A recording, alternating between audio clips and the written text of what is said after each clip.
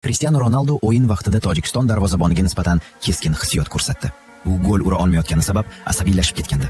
Keyin esa Tojikiston terma jamoasi darvozaboni Rustam Yatimov aslida nima bo'lganini aytib berdi.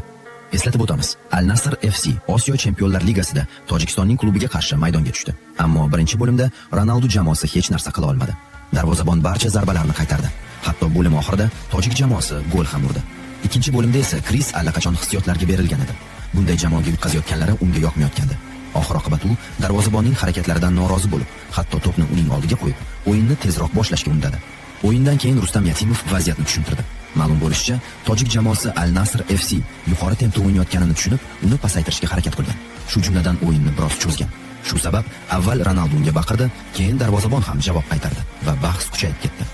U Ronaldoga rus tilida gapirdi. Keyin esa u tushunmasligini anglab, ingliz tiliga o'tdi. Ammo bu faqat o'sha lahzadagi hissiyotlar edi. Keyinchalik ular